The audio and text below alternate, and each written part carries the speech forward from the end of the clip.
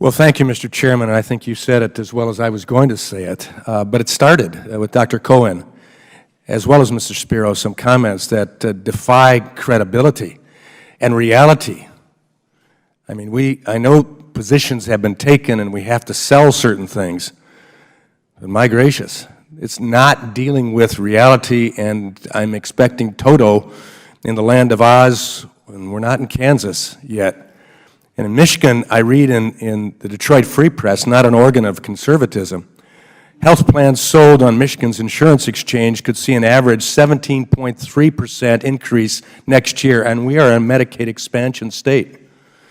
Goes on to say the rate increases would mean a financial hit for taxpayers in general and the 345,000 Michiganders who buy their health insurance on the healthcare.gov website.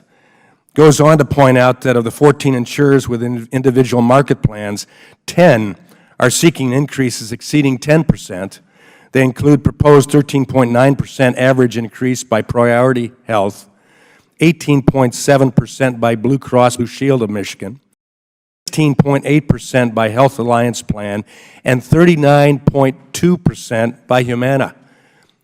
The Avalar Health analysis of 2017 rate increases for individual plans in 14 states, including Michigan, found that, and we have to admit that, and I appreciate the hearing today to do that very thing and get away from simply selling something that was doomed to fail. And one of the providers said it's failed 2 years ahead of time, and it's getting worse. And when I talk to my ratepayers back in my district, people who say, yes, I have insurance, but I don't have health care. Because when I go in to take care of my health, I find out that my out-of-pocket expenses, it precludes me caring for my health. Having got that off my shoulder. Mr. Carlson, what impact has the rate filing process had on competition and insurance premiums? Well, I think that the industry as a whole is fairly highly regulated, and certainly premium increases that are being requested are higher than anybody would like to see. And from the health plan perspective, we certainly want to be able to justify the rates that are being asked for, and the regulatory process puts somewhat of a barrier, but it also puts an opportunity for everyone to see exactly what is being requested. And as far as making it more, limiting the choice in the marketplace, I can't speak directly to any specific plan, but it is does make it more difficult for a health plan to make sure that they maintain their solvency to be able to get these rate increases that are necessary for that fact.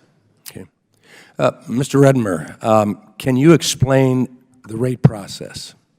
Certainly. In law around the country is pretty specific. The law requires us to approve or disapprove rates to make sure that those rates are adequate to protect solvency. They cannot be excessive.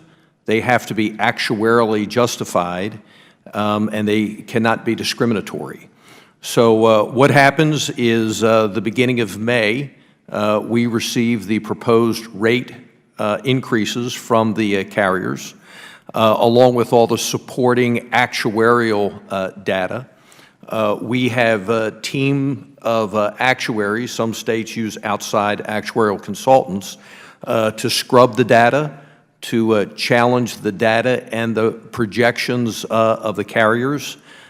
In Maryland, we had not one but two separate rate increases where different stakeholders, consumer groups come in and provide their feedback and information, and at the end of the day, we come out with our final rates. In Maryland, as an example, if you look at the aggregate price increases and you look at what we ultimately approved, we approved aggregate rates that were about $24.5 million less. Let me ask a question quickly in remaining seconds here. Some state regulators have said that they are put in a position of having to decide between agreeing to the price increases or have plans withdraw from the markets entirely. Is that what you're finding? Well, no. The end result is we're required to approve adequate rates.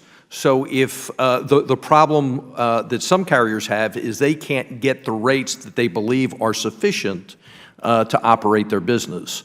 Insurance 101 is you have to collect revenues to pay the claims, the administrative expense, and the reserves that government requires.